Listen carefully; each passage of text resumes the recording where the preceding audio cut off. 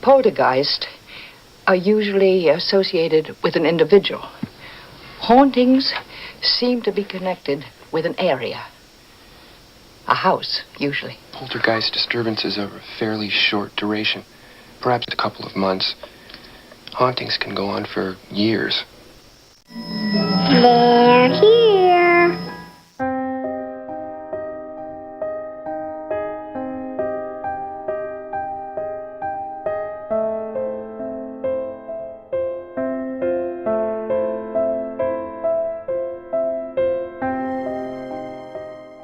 Some famous clips, of course, were from the 1982 movie Poltergeist, where a family is haunted by a host of spirits and bring in some parapsychologists to investigate. Welcome back to Deviatus. This week I'm chatting with horror and paranormal author Jenny Ashford, who's here to talk about poltergeist phenomena from her investigations into documented cases that went into some of her nonfiction books. We're going to dive into some details about those cases and discuss her opinions after all of her research on what could actually be causing them to occur. Before we jump into the interview, I announced a giveaway on our last episode and promised to announce a winner on this week's episode. Well, I'm going to make a last-minute rule change, and before anyone gets really wound up about it, let me explain. Instead of giving away one copy of the book, Abducted in the French Quarter, I'm giving away 2 copies. I don't think anybody will have an issue with that, so congratulations to Boodlestar, who commented on Instagram and said she found the show by listening to Into the Fray. Also, congratulations to Mr. Puzzled, who also commented and said, I found this show through Craig from Haunted History. I listened to that show and enjoyed it enough to subscribe. Of course, he's referring to Craig Owens, who has now been on the show twice. So to Boodlestar and Mr. Puzzled, thank you so much for listening to the show. I'll need you both to send me a mailing address where you'd like me to send your copies of Abducted in the French Quarter to deviatuspod@gmail.com. One more quick announcement before we get on to the interview with Jenny Ashford. A friend of mine recently started her own show that you may want to check out.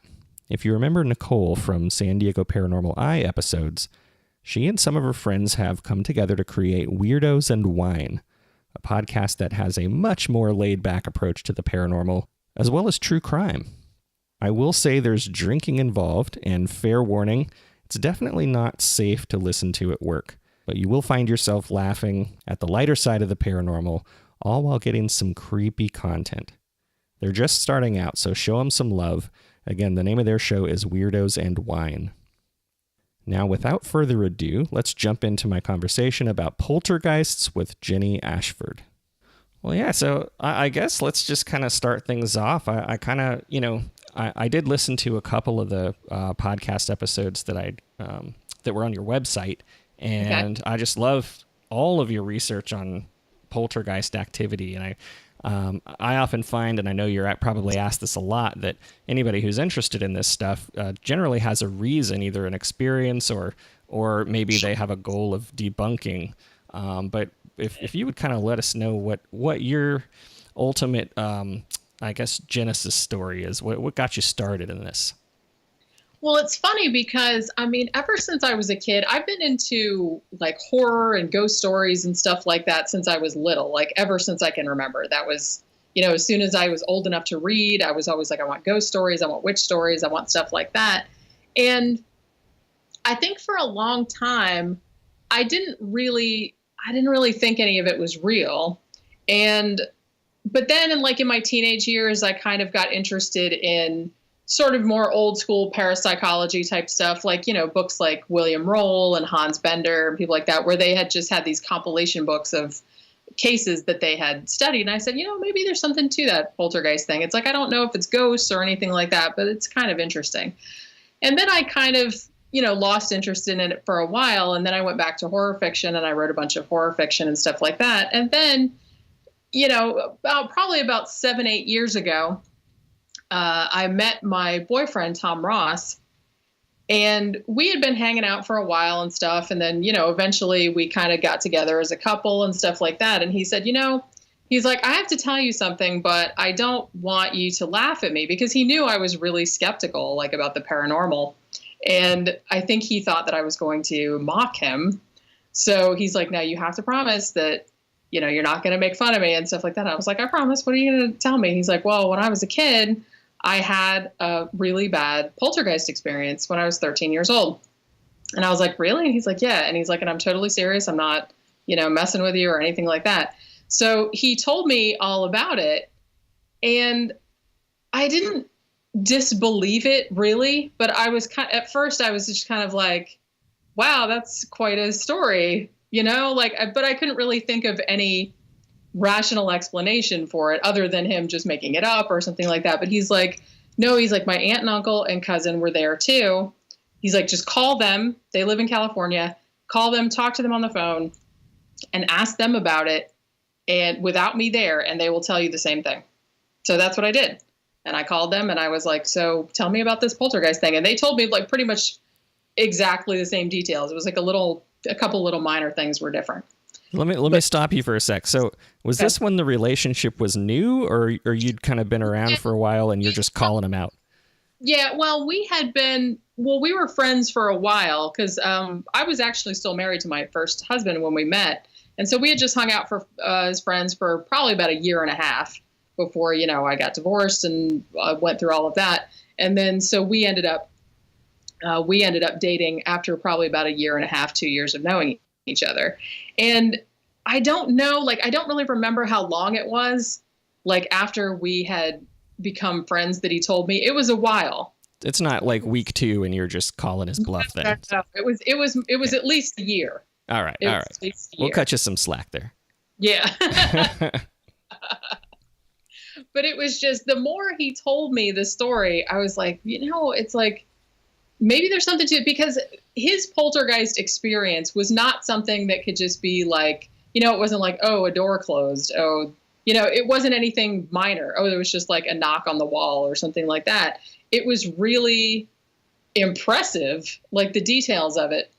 And he's like, it was happening right in front of our faces. There was all this stuff moving around and all this other kind of stuff. And the more we talked about it, I was like, would you mind if I wrote a book about it? Because I just thought it was fascinating. Mm-hmm. And he's, I said, can I use your real name and stuff? And he's like, yeah, you can use my real name. He's like, it's kind of embarrassing, that people will know about it.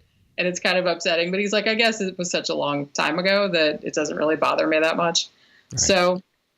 So we kind of collaborated on a book. And I actually got his aunt and uncle and his cousin to, I had a bunch of meetings with them over the phone, and I had them send me, written descriptions of what had happened and stuff like that, so I could match things up. They did not want their last names used. They didn't mind me using their first names, but so that was actually the first paranormal nonfiction book that I put out. It was just kind of a short book called The Mammoth Mountain Poltergeist, and it was about Tom's case, what had happened to him, mostly from his point of view, but also his aunt and uncle talked about it also. And it was kind of interesting because we didn't really think much of it. I just wrote it because I thought it was an interesting story. And I'm like, wow, that's some crazy stuff that happened to you. And it's like, it just seemed like it would be a good story.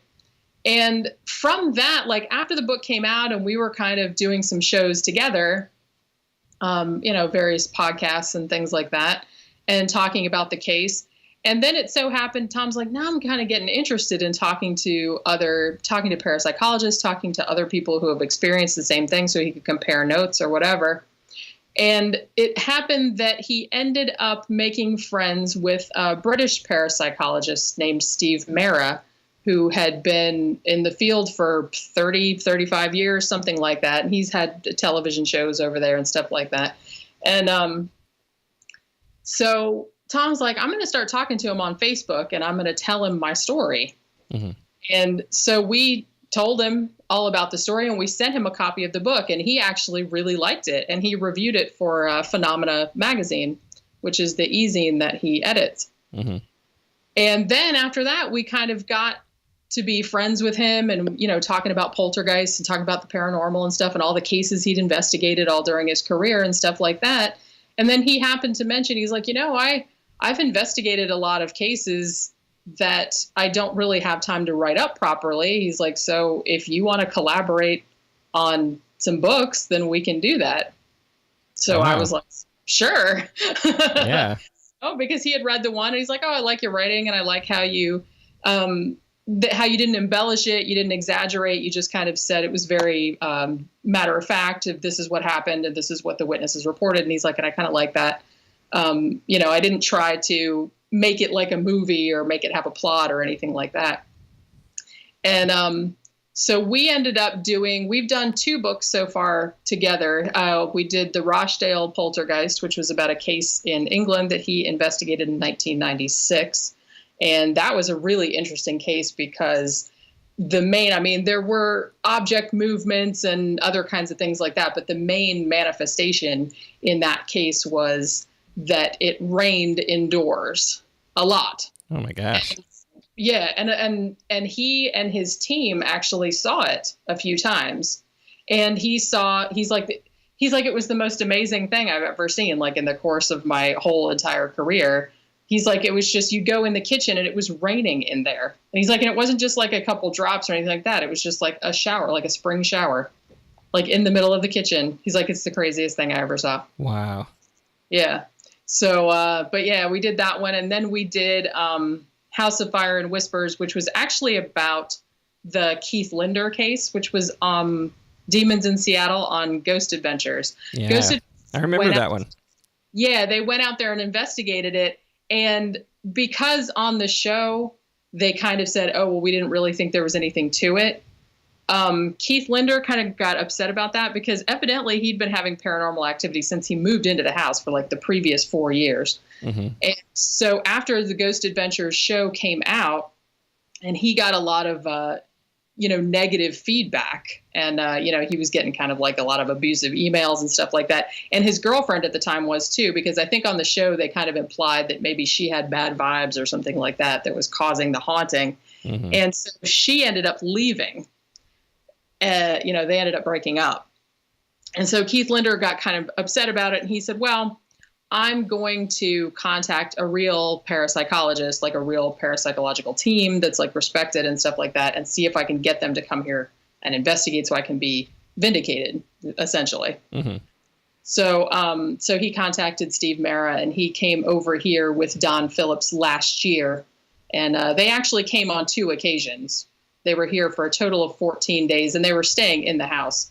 And even though a lot of the manifestations that Keith had reported prior to them arriving was not as spectacular, they did see a lot of inexplicable things. And particularly, they saw, I believe they saw one of the cameras that Keith Linder had set up turned around 180 degrees by itself.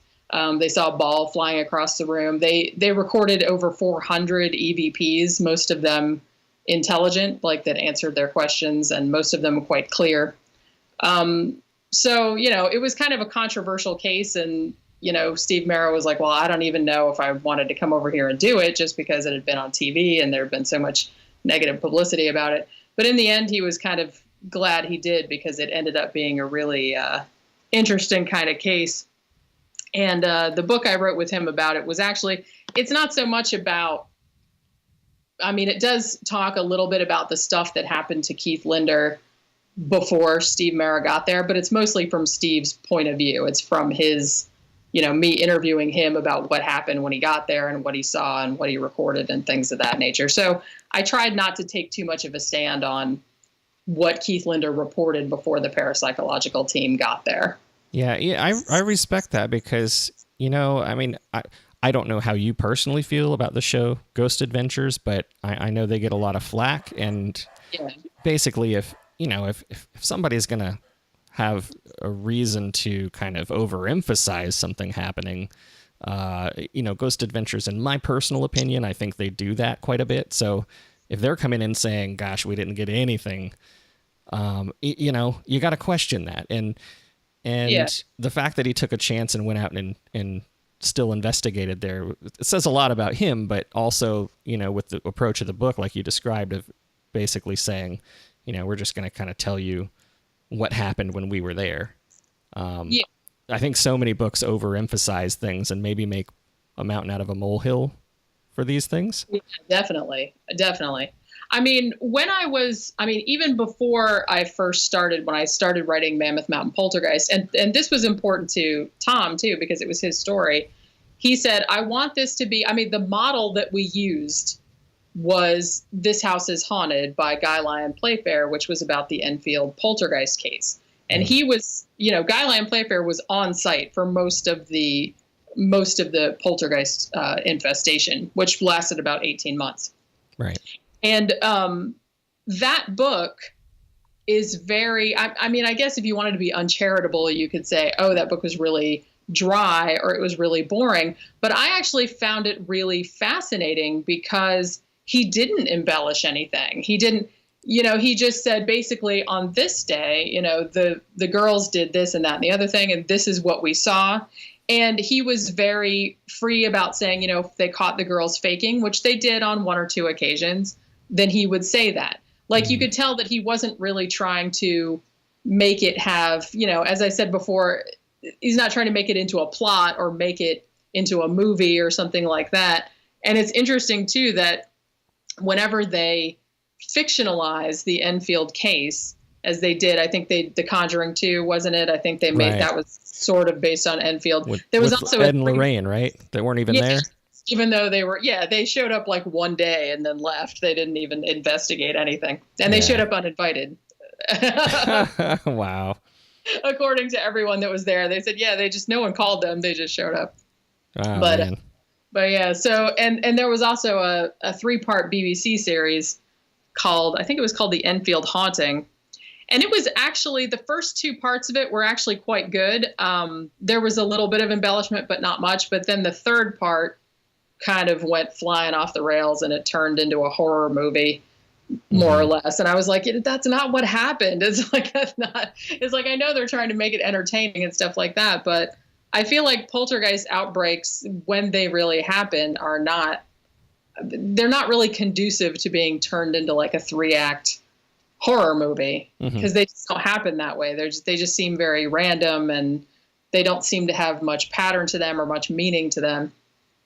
And, but like I said, I think, and it's funny too, because a few people have told me that have read that have read Mammoth Mountain, that have read Rochdale and stuff like that they actually thought that the book was scarier because it wasn't embellished.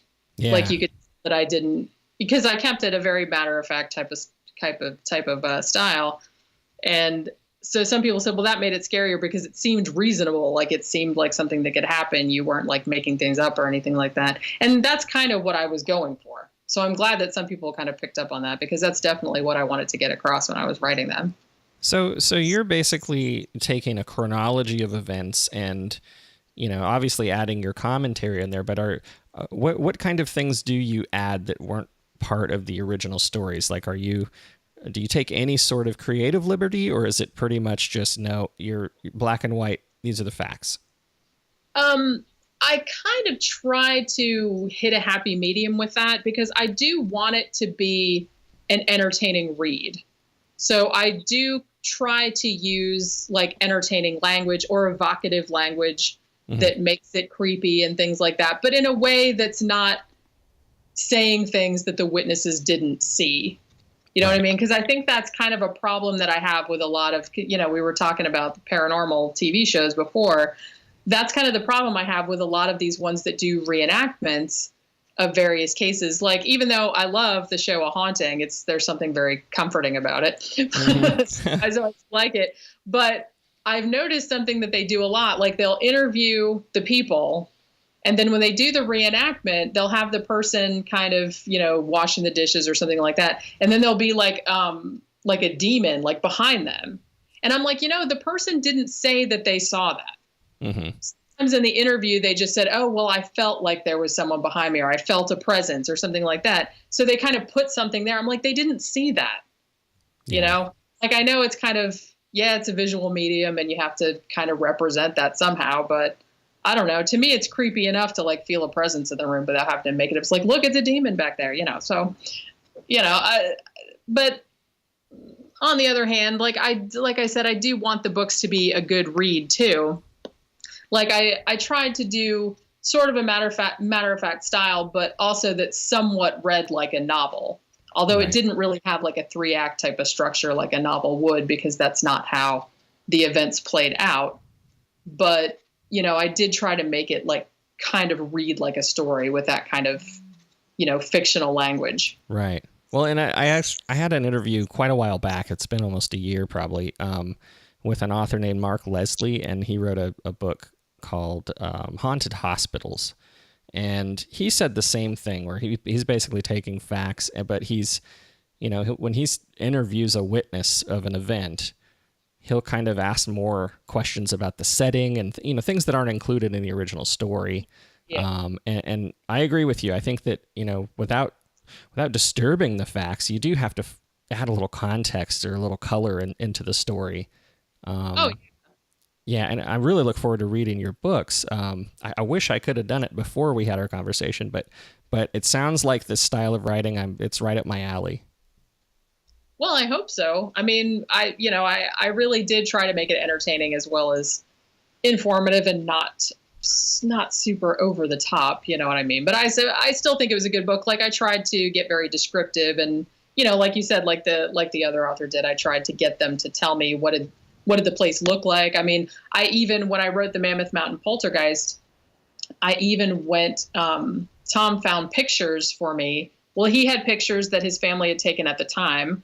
And we also found online, we found pictures of the apartment or the condo where they stayed, where the bulk of the paranormal activity happened. And it's been kind of redesigned. But when Tom saw the pictures, he's like, oh, this is where this happened, and this is where this happened. So he kind of gave me a visual so I could see what it looked like at the time. And that really helped with writing the book. And I hope that it helped with kind of, making a picture in the reader's mind of what the place looked like. Okay. Well, have you, I mean, after all this has happened, obviously you kind of approach it as a skeptic, but after hearing and seeing and talking to people, have you changed your views on the paranormal? Like, I know you kind of approach this as perhaps poltergeist activity is being caused by a particular person, but does that view encompass all of your views of the paranormal? More or less at this stage, because the interesting thing is that even while I was discussing these these poltergeist cases, with Tom, with Steve Mara, stuff like that, I still admit that I still had a little bit of a skeptic kind of thing going to, like, I'm not saying that I thought they were making things up or anything like that, but I'm just kind of like, well, I don't know. Like, I do think it's possible that poltergeist activity is probably caused by some type of, telekinetic activity, for lack of a better word, that's emanating from a living person. So in that sense, I don't know if I would go so far as to say that I believe in ghosts, i.e., the lingering spirits of someone who has died. I don't think I believe in that. I've never experienced anything of that nature. However, about a year and a half after the Mammoth Mountain Poltergeist came out, Tom and I had been discussing it a lot, and we're just discussing the Rochdale Poltergeist case, which I was working on that book then. So we were talking about poltergeists a lot.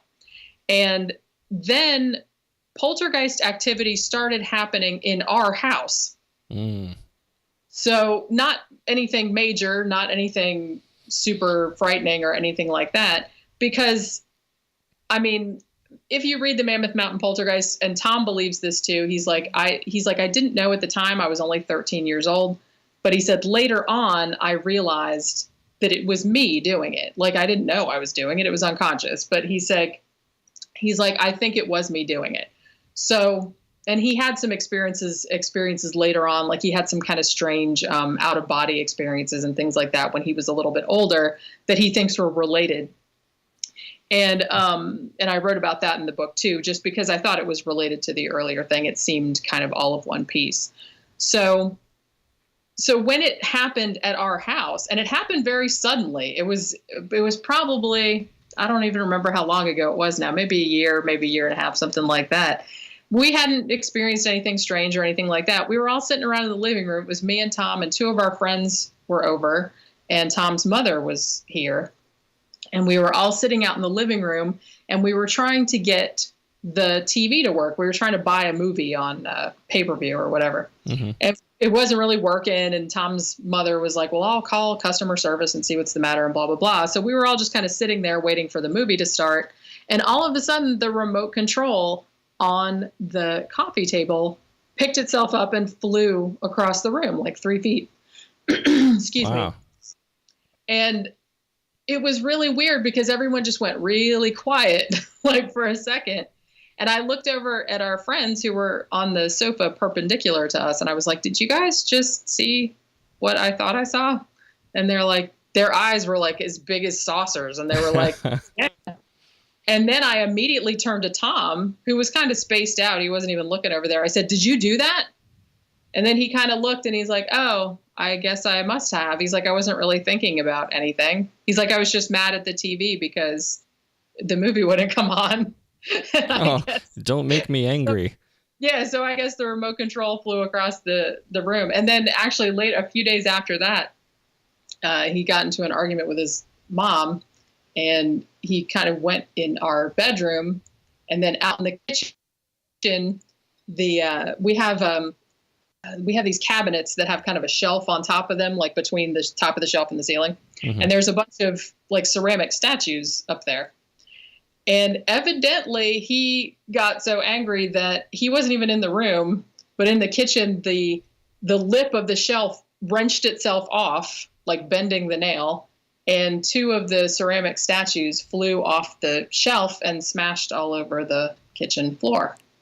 Oh my gosh. So, yeah, that was the most violent outbreak. That was the worst of it we saw. Most of it it was just minor stuff, like, you know, a little cup would move, or the doorbell would ring when no one was there. The garage door opened by itself. You know, things like that. We haven't really seen anything for a few months now that I'm thinking about it. But, you know, that breaking thing with the statues breaking, that was the worst of it. Wow. And yeah, so after that, I couldn't really deny it anymore. You know what I mean? I was like, well, at least poltergeist activity is real. But I do think that he is responsible for it, because it always seems to happen when he's either angry or when he's kind of zoning out. Yeah. He's not thinking about anything. Well, I gotta tell you this story, and my fans who've listened to this recently, I just recently shared this maybe 2 or 3 episodes ago, where we had something on top of the fridge. It was like a stack of colanders move off of the fridge and crash on the floor. Some of the porcelain ones broke, and it just reminded me of your story. Or your story reminded me of that, but. It was amazing because, you know, I'm like Mr. Investigator. I like to go and see like what could have caused this, you know, and I'm putting like, you know, I looked on the top of the fridge, and you know how nobody ever like dusts on top of the fridge. Yeah, they don't. You could see a very clean spot in the middle of the fridge where all these things were, and then you could see drag marks in the dust towards the edge where it fell off and nearly hit my son who was in there studying. And you know, I put like a marble on the fridge to see if it would roll a certain way. I tried putting the ones that didn't break back up. I was slamming the fridge closed, didn't move. You know, I video recorded me slamming the thing as hard as I could, like 4 or 5 times. And it was like, it just wobbled a little bit. It didn't slide, you know, and it was just so reminiscent, I guess. Sorry, I'm taking up all the airtime here.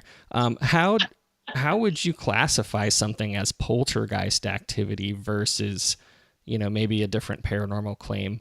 Is it strictly based off of objects moving, or are there other things that you would consider it to be like poltergeist?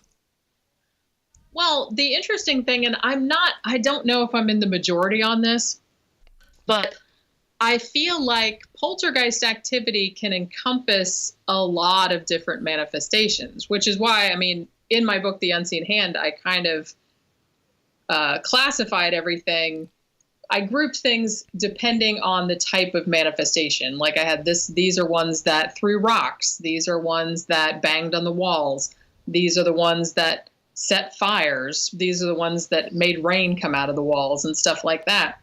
And even though there's kind of a limited pool of stuff that poltergeists do, it's almost like there's a big overlap between what would be called poltergeist manifestations and, like, say, a haunting manifestation. Because I feel like a poltergeist, if it's caused by the unconscious mind of a living person, I almost feel like there has to be a sort of feedback loop between what the focus individual expects the poltergeist to act like and what is making it happen. Like, for example, if the focus comes from a very Catholic family, for example, and a few things start moving around and the kid thinks to himself, that's a demon, then I think that him thinking that it's a demon will make it act like a demon. So, and that's why, like, in the last couple chapters of my book, I actually put a bunch of cases that are usually classified as demonic possession, quote unquote, cases, because I think in a lot of ways that it's possible that that might be someone's unconscious doing that, but it's just manifesting itself as a demon because that's what the focus individual thinks that it is. Because I kind of have a theory, and this kind of came about from talking to Tom and his own experiences and stuff like that. I kind of have a theory that that you can't make a poltergeist, you can't make it happen consciously. It has to be allowed to happen. And I think it can only happen if you think that it's not you. Like, if you think that it's an outside force or an outside entity. So in that way, and honestly too, I think that even in cases where people have seen apparitions, I think some of that might be able to be explained through poltergeist activity as well, being caused by unconscious activity, because I think people think, well, oh, it's a ghost, then it'll act like a ghost, or it'll make them see a ghost. Because in Tom's case, Mammoth Mountain, he didn't see a figure, but he and his aunt and uncle all saw something that looked like a blue mist. And sometimes it was a ball, sometimes it was up by the ceiling, sometimes it was filling a room, but it was kind of apparitional. And at one point he thought he heard it coming out of like a voice coming out of thin air. He's like, it didn't really sound like a voice. It kind of sounded like a backwards record or somebody talking underwater. He's like, that's what it sounded like. He's like someone trying to talk, but failing. But he's like, he's like, at first I thought it was a ghost, but afterward, I don't think it was. He's like, I don't think it was a person like trying to contact us or anything like that. And I think that is the case with a lot of even cases that are classified as hauntings usually. Honestly, I think the only way you could categorize something as a haunting is if you saw a specific individual or you were able to communicate with a specific individual who told you things that only that individual would know. Mm-hmm. I mean, like, you know, I think it would have to be an intelligent haunting in that way. And I don't know, there's kind of, like I said, there's a lot of overlap. And as I mentioned before, some of the EVPs that Steve Mera and Don Phillips got at the Keith Linder house actually seemed to be interacting with them. Like it would interact with it. Like, for example, Don Phillips had bought a bouquet of flowers and put it in a vase, like on the upper staircase landing. And they were just messing around. They had their audio recorders going or whatever. And then later on, when they got back home and they were listening to all their data back, right around that time period, there had been two voices on the audio recorder, and they were both female, and there were no females in the house at the time. And one of the women said, "Whose are the flowers?" And then the other voice said, "That man bought them." So, yeah, so it's almost like, and they're very clear. So they, even though a lot of the activity that was reported there was very poltergeist-like, you know, there was his office would be destroyed, or, you know, objects would disappear and reappear in weird places and stuff like that. a lot of the EVPs they got kind of made me think that maybe there was some kind of intelligent haunting going on there too. They didn't really come to any conclusion on that. But I don't know. I'm still, as far as haunting goes, like survival after death, I admit that I'm still skeptical about that. Because I think a large range of paranormal activity could be covered by poltergeist activity, you know, being caused by a living person's unconscious mind somehow manifesting physicality like outside of the brain in some way that we don't understand yet. Okay. But, you know, that's kind of where I stand on that. Do you ever get a lot of criticism for that? I expected to get more, but I haven't really. It's weird because I've done a lot of paranormal shows and I feel like, you know, maybe even a lot of the hosts that believe in ghosts and stuff like that, they tend not to argue with me about it. I'm not really sure why. Maybe it's because I'm not a jerk about it. I'm just like, they could exist. I don't know. It's like, I don't think so. I've never seen one, but you know, I'm not really the kind of person to be like, no, that, you know, that can't be, or that can't happen or anything like that. I mean, I could totally be wrong about everything that I'm saying, and I'm totally willing to admit to that. So maybe that's why I haven't really got that much pushback on the fact that I kind of categorize most things as possible poltergeist activity. Well, it's great that you're open-minded, and I mean, really, who can argue with you? This is stuff that we can't prove, you know, scientifically at least. I think anybody who's there's a balance too. I mean, as a host, you have to make sure you leave enough room for your audience to decide, regardless of the host's opinion. But right. Really, we can't even prove any of it. You know, we have our experiences. We know what we have experienced and what our personal beliefs are that might be biased or you know, who knows? But at least you're open to possibilities.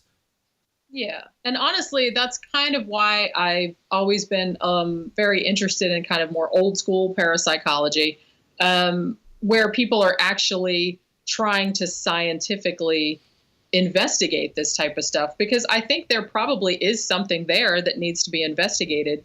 You know, and so far it seems like study of it has been very erratic or almost non-existent. And I think that's a shame, because if there was something really to it, then that is really something that needs to be researched much further than it currently is being researched.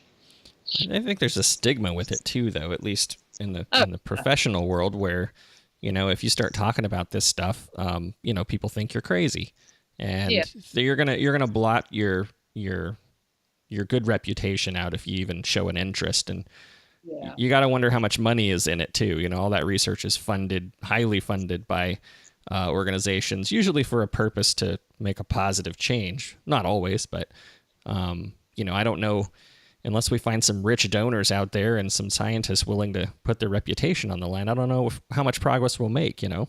Yeah. And I think that's a large part of the problem. There is still a stigma. And in a way, I think, you know, shows like Ghost Adventures and, you know, all these paranormal shows on TV, I think they've almost had the opposite effect of making people take it less seriously.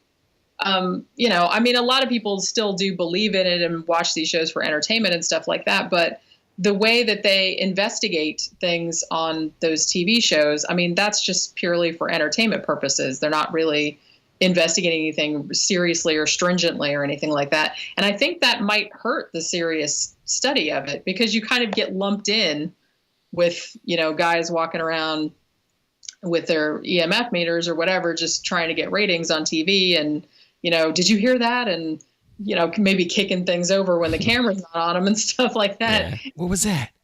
Yeah. It seems like I don't watch a lot of them. I do watch some of the, I like Paranormal Witness and I like Paranormal Survivor and stuff. I like the ones with the reenactments. I don't know, I find entertaining. But the ones where it's just people that are going to a place and it's all in the green night vision or whatever, and they're just kind of sitting around going, "Did you hear that? Did you hear that?" I'm like, "I didn't hear anything." Yeah. You know, well, I think I think you're right though, because like, you know, 10 years ago when these things, or maybe 15, I don't know, the last 10 years were kind of a blur for me, but you know, That's a sign of getting older, I guess. But I think Yeah. 10 years ago, just the fact that these were on there and people started talking about it was like the great goal. Whereas now it's like every week you see a new show coming out and it's almost being overdone. Yeah, I was like amazed because now it seems like, well, Destination America, I mean, didn't that used to have some travel shows and stuff like that? Because the last time I looked at the listings, it was just all paranormal shows. Just all shows about ghost hunting or Bigfoot or something like, or UFOs. And it seemed like that was all that was. And, you know, like I said, some of them are entertaining, but I would hate for, you know, the parapsychology field, the serious parapsychology field, to kind of get short shrift because people are lumping them in with that. And I think that really does happen. I mean, I've talked to Steve Mara about this and he's like, yeah, I kind of, you know, it kind of sucks that happened because we need more young people getting into this as like a serious profession and stuff. There's really not that many. And, you know, it's just now everybody just thinks it's like those shows and it's like, and it's not really like that.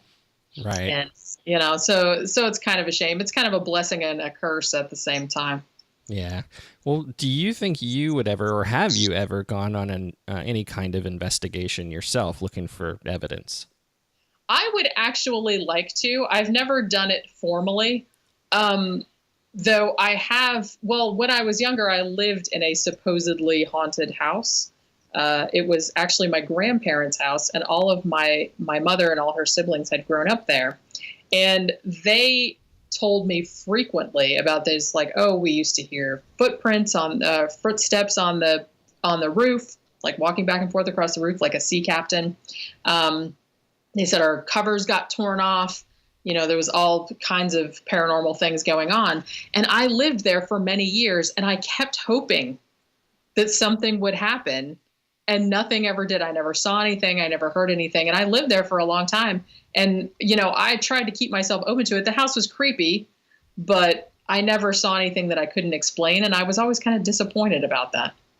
And, you know, and really growing up as kind of into the goth subculture and stuff like that, you kind of hang around in a lot of cemeteries and, you know, you kind of go to a lot of haunted places and things of that nature just to see if you can see something. And I really haven't. I mean, I think the most profound paranormal experience I ever had before the poltergeist activity that happened in our house was, I think I was shopping one day and I'm pretty sure it was in a Big Lots and I was buying Tupperware or something really mundane like that.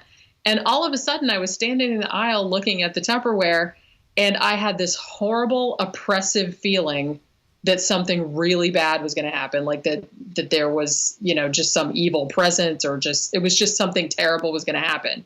And I was like, I have to get out of here right now. And I'm just not like that. Like I never have that type of thing happen.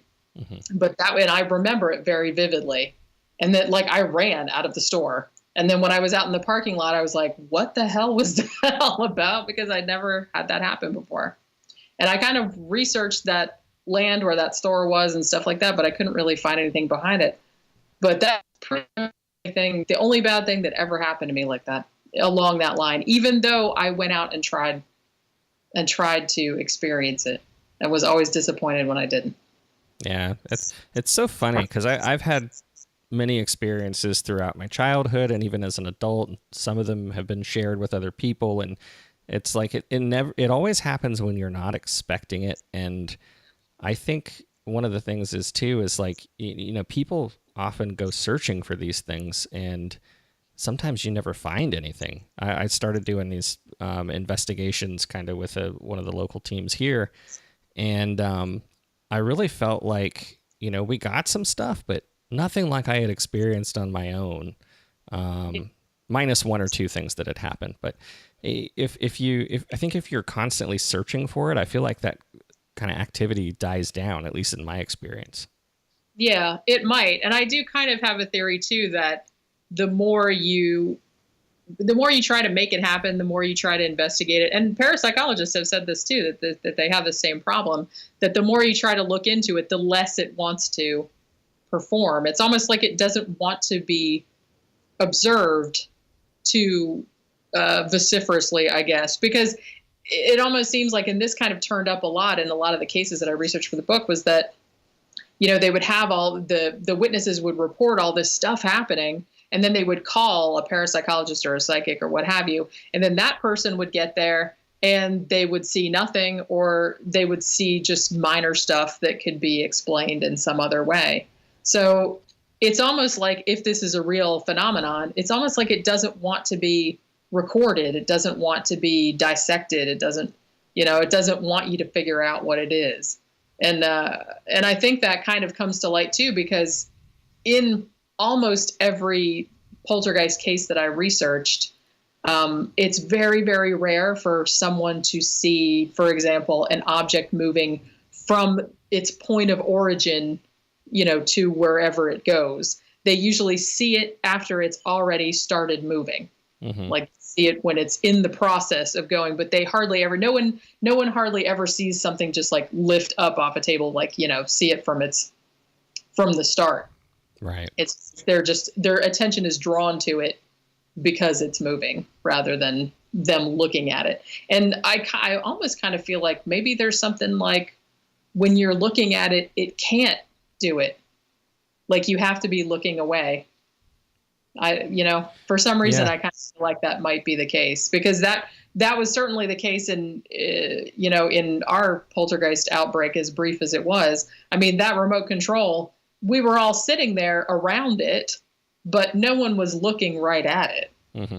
We all saw it when it was in midair, and then we all saw it hit the ground and things like that. And that was something I forgot to mention too, was that when it hit the ground, it didn't bounce, and it made a really, really loud noise, like it weighed as much as a brick, which I thought was very strange. But that's something else that's pretty commonly reported, I guess, that things seem either heavier or lighter than they normally would. Because, of course, as soon as we all saw it happen, we got up and picked it up and tried to drop it off the end of the table to see what it would do. And it would just bounce and click. It's just made of plastic. But I was like, well, that's not what happened when it hit the floor before. It hit the floor like wham, and just stuck. Like the floor was magnetic, like it was made of metal. Yeah, that's creepy. Yeah. So out of all of the particular research cases that you did, do you have like a couple favorites? I actually do. And some of them, it might not be, I think like a lot of people expect me to say, I'm more interested in like the violent cases and stuff like that, which I do find the violent ones kind of interesting. But I feel like most of the interesting ones were ones that had kind of just strange little details.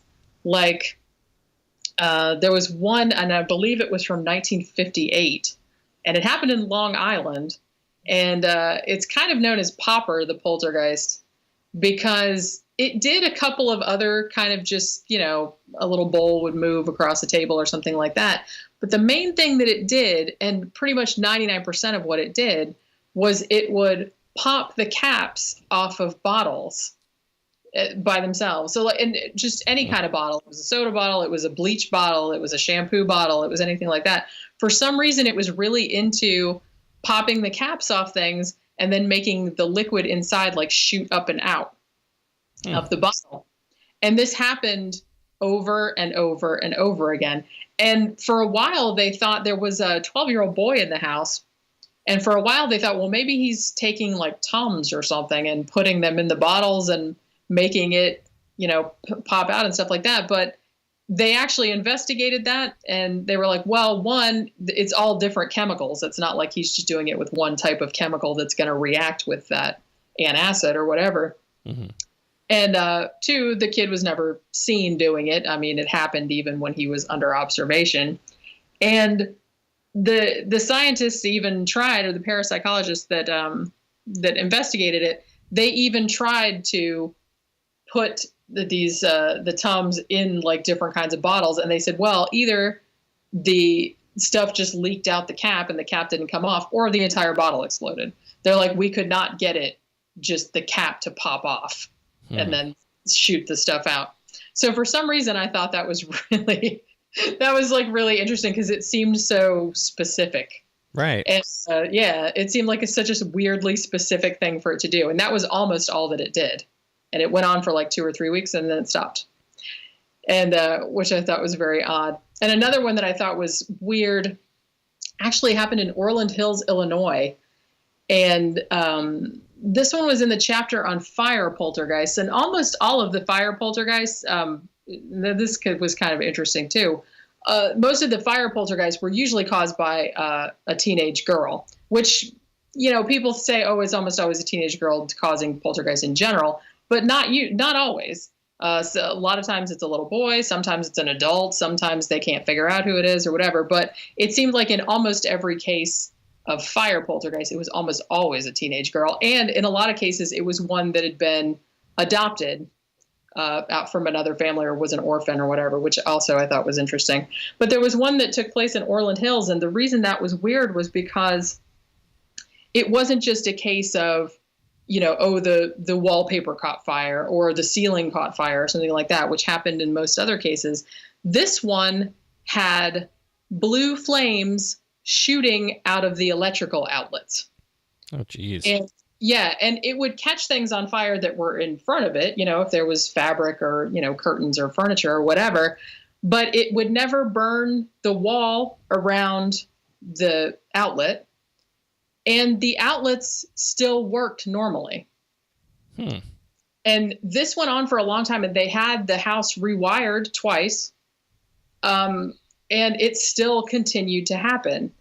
And as far as they're like, could it be a gas leak? Could it be anything? So everything was checked, and it just kept doing that. And I just thought that was so bizarre. And that's really something that you couldn't fake. I mean, obviously no kid in the house was doing that. No one in the house was doing that. I mean, if it was some rational explanation, it had to be some kind of bizarre gas leak or some kind of bizarre electrical thing that the electrician couldn't figure out or something like that. But I mean, in the end, they not only had to move out of the house, but the insurance company apparently was so irritated that they couldn't figure out what the problem was, because they had paid to have the house rewired a couple times and paid for damages and stuff like that. And eventually they said, well, we'll only pay out if you have the house completely torn down. Oh my gosh. So they did. They eventually had the house torn down, and apparently the family were kind of upset about the case appearing in all the media and stuff like that around Illinois, because they said, well, now we can't sell the land that it's on because everyone thinks it's haunted. So, because they didn't think it was haunted for some reason. I'm like, well, what else did you think that might be? Yeah. Wow. That's crazy. Thought it was some kind of, there's like, I don't know, it's a pain, it's some electrical thing. We had to have our house torn down. But it's like, now everyone thinks it's ghosts, so we can't sell the land. But yeah, so that was, but for some reason, those two cases really stuck with me, probably more than the other one. Okay. Wow. It sounds like you got a lot of great stories in there. I really look forward to reading them. What projects are you working on now? And I guess what's next for you?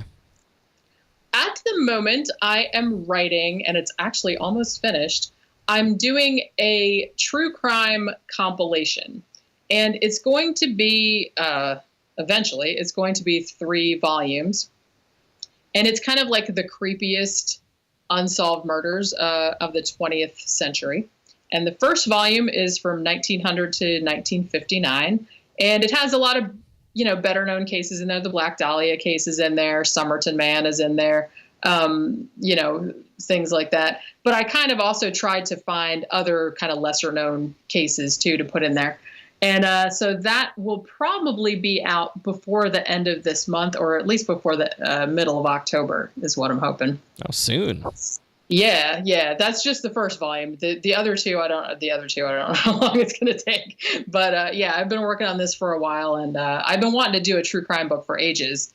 And I thought, well, I did some paranormal ones, and I'm going to do some more paranormal ones in the future. But I was like, I kind of want to take a break and do some true crime, because I really love doing true crime. And we do a lot of true crime subjects on our podcast, which we've also been working on. It's a weekly podcast called 13 O'Clock. And that's me and Tom Ross, who wrote the Mammoth Mountain Poltergeist with me. And we've been doing it for a little more than a year.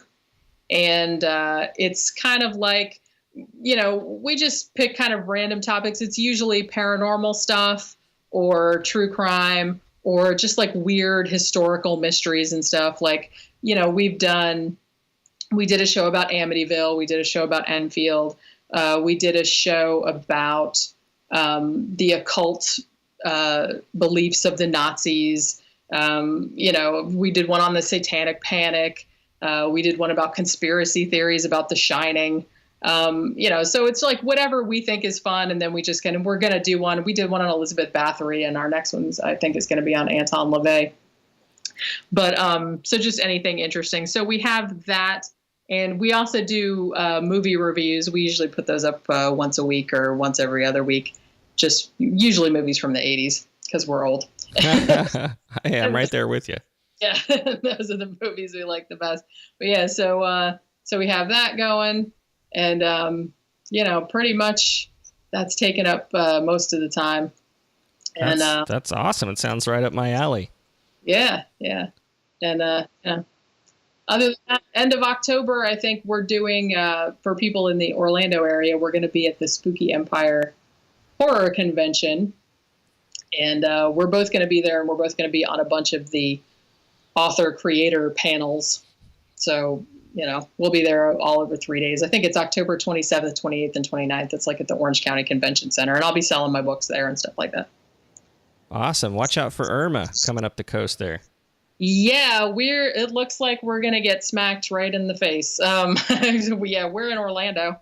So yeah, we're not really sure what we're going to do. We went out yesterday and filled up the cars with gas, and we got extra gas. We have a generator, luckily, because our power went out when we had a hurricane last summer. Yeah. So learned our lesson. And we went out and got some propane for the grill in case we have to boil water, and we're debating whether we should cover the windows with plywood or not. I'm from Florida, so I'm kind of, whatever. But, Yeah, they're saying this one's going to be strong, though. It's already supposedly the largest one in Atlantic history. Yeah. So, I'm kind of worried about it, but I don't know. I try not to worry too much. I've been here a long time, and I just get to the point where it's sad because the news hypes it up so much. And, even the one we had last year, they were kind of like, oh, my God, it's the end of the world. And then we ended up having like one day of rain, and everyone was like, big deal. So I'm always kind of worried that they're doing like, the hurricane that cried wolf type of thing. But, we're stocked up. So hopefully it'll be all right. It's so funny. I've lived on both coasts at this point, and everyone on the West Coast is like, "Oh my God, I couldn't deal with tornadoes and hurricanes," and everyone on the East Coast is like, "Oh, couldn't deal with the earthquakes," And I feel like it's a lot of media hype, but sometimes it's not, So it's hard to know what to think. Yeah, that's why I'm kind of like, I don't know, I'm kind of hedging my bets this time. That's why I said, well, even though yesterday was kind of a nightmare, like everyone was out of propane and everyone was out of bottled water, and we had to kind of drive all over town and stuff like that. But we eventually found stuff because it's kind of like the zombie apocalypse down here right now. Everything is sold out. All the gas stations are out of gas and stuff like that. Yeah, so, I bet. Hopefully it won't hit us too hard. Well, we'll stock up and stay safe. Where can people find you on the social medias? Probably the easiest place to go at first is www.jennyashford.com, and that pretty much has links to all my stuff. It has my all my books. It has my graphic design portfolio. It has links to all my stuff. I also have a blog called goddessofhellfire.com, and that I put stuff about the podcast. I write reviews of horror movies and, just my general thoughts on horror and the paranormal in general. And also, if you go to 13o'clockpodcast.wordpress.com, that's where the audio version of the 13 O'Clock podcast is. And we also have a YouTube channel called 13 O'Clock Podcast, where you can see the visual version that has, little images, like a little slideshow of images that go along with whatever it is we're talking about. Awesome. Well, thank you so much. And I really do wish you the best, and good luck on your new book, and stay safe, please. We'll have to have you back on once you get your new book out, or maybe one or two editions of the trilogy there. Yeah, that'd be great. I hope you've enjoyed my conversation with Jenny Ashford. please take a moment to check out her website at jennyashford.com, as well as the 13 O'Clock podcast hosted by Jenny and Tom Ross. As usual, I'll have links to those in my show notes at deviatus.com. Guys, before I go, I just want to encourage you to reach out if you have your own paranormal experiences that you would like to share. I'm always looking for new and interesting guests to interview, so feel free to let me know your stories or to recommend someone you may know. You can reach me via email at deviatuspod@gmail.com or connect with me on social medias at deviatuspod on Twitter and Instagram. And of course, the show can also be found on Facebook, Google+, and YouTube. So until next time, have a great week.